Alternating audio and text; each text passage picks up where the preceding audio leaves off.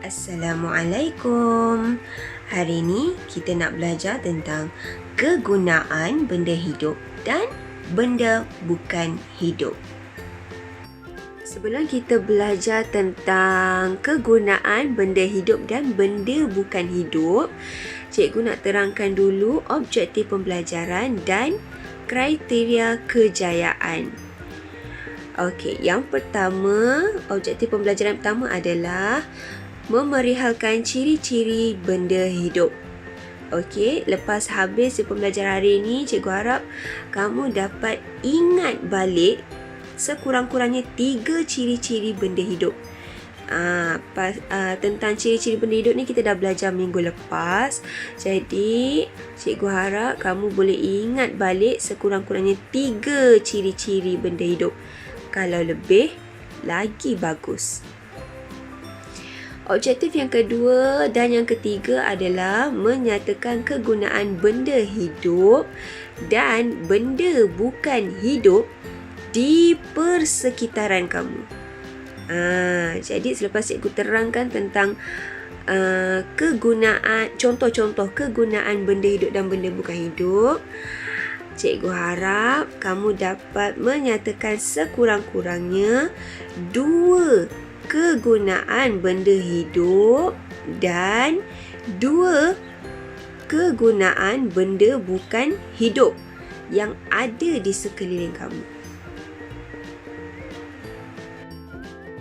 Baiklah, kita masuk kepada topik pembelajaran kita pada hari ini, iaitu kegunaan benda hidup dan benda bukan hidup. Okey, untuk pembelajaran hari ini, cikgu gunakan buku teks. Jadi, kalau kamu dah ada buku teks, kamu boleh buka muka surat 6 dan 7. Okey? Okey. Benda hidup dan benda bukan hidup yang kita dah belajar sebelum ni, sebenarnya ada banyak kegunaan dalam kehidupan seharian kita. Okey, maksudnya benda hidup dan benda bukan hidup ni sebenarnya ada manfaat untuk kita. Okey, contoh kita tengok pada dalam muka surat 6 ni. Apa dia contoh-contoh benda hidup yang ada dalam muka surat 6 ni? Okey, benda hidup yang ada dalam muka surat 6 ni adalah pokok pisang, ayam, anak ayam. Okay, kalau nampak yang kecil ni ada cacing. Dalam plastik ni ada apa? Ayam, ikan, sayur, manusia. Ni semua benda hidup. Rumah ni benda hidup ataupun benda bukan hidup? Rumah adalah benda bukan hidup. Okey. Jadi sekarang kita tengok kegunaan benda hidup dulu. Okey. Tengok contoh yang pertama. Dekat pokok pisang ni ada apa? Kita ada buah pisang. Ada daun pisang. Okey. Daun pisang ni kita boleh jadikan dia sebagai pembungkus makanan. Pernah nampak nasi lemak? Nasi lemak yang dibungkus dengan daun. Daun apa? Daun pisang. Dia ambil daripada pokok pisang ni lah. Okey, kita ambil daun pisang ni, kita bungkus nasi lemak. Nanti nasi lemak tu jadi wangi. Buah dia pula kita boleh buat makan. Kita boleh buat jemput pisang, ataupun pisang goreng, ataupun kek pisang dan macam-macam lagi. Okey. Okey, sekarang kita tengok cacing ni pula. Cacing ni benda hidup. Okey. Kalau kita tengok dalam gambar ni, ayam ni dia makan cacing ni. Kenapa? Sebab ingat tak ciri-ciri benda hidup yang kita belajar sebelum ni? Salah satunya apa? Benda hidup mesti makan dan minum. Jadi ayam ni kalau nak hidup, dia perlukan makanan dan minuman. Okey. Jadi cacing ni adalah makanan makanan untuk ayam. Okey, kalau awak tengok ayam patuk-patuk kat tanah tu, dia cari makanan. Okey, barulah dia boleh hidup. Okey, kita tengok dalam plastik ni pula. Ada ikan, ayam, sayur. Awak pernah nampak tak mak awak pergi kedai ke, pergi pasar ke, mak awak bawa balik ikan, ayam, sayur. Benda-benda tu semua untuk apa?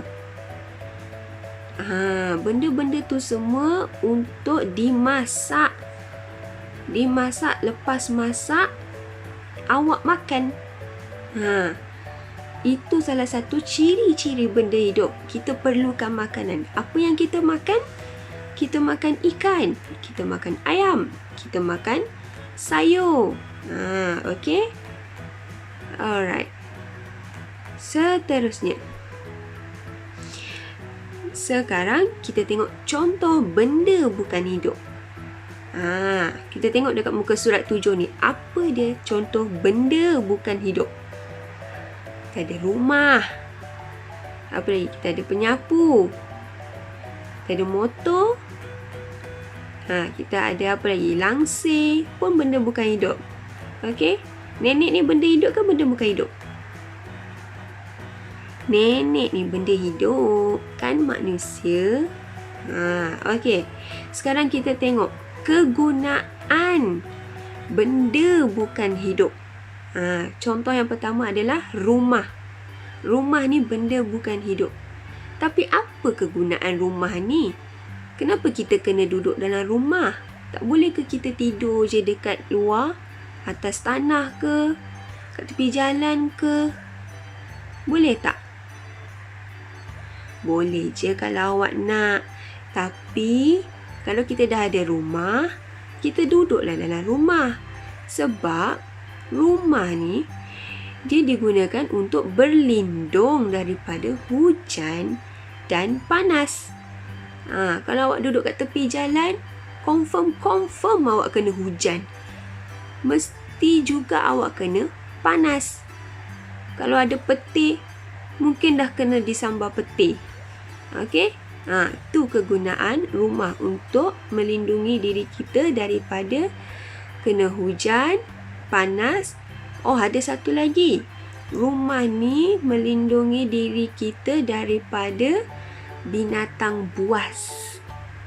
Kalau macam ada haiwan-haiwan liar ke yang datang, awak boleh sembunyi dalam rumah awak. Selamat. Okey. Kita tengok yang kedua. Benda bukan hidup yang kedua. Penyapu. Tengok nenek ni buat apa dengan penyapu ni?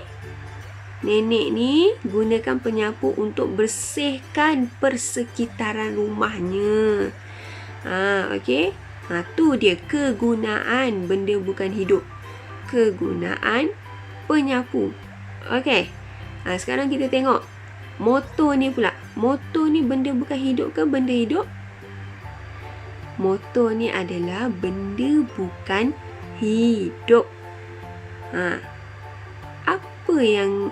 Apa kegunaan motor ni untuk kita? Okey.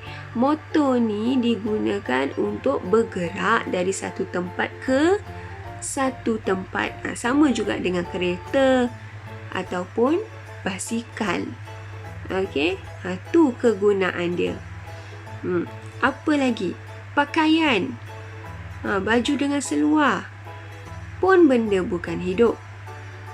Apa kegunaannya?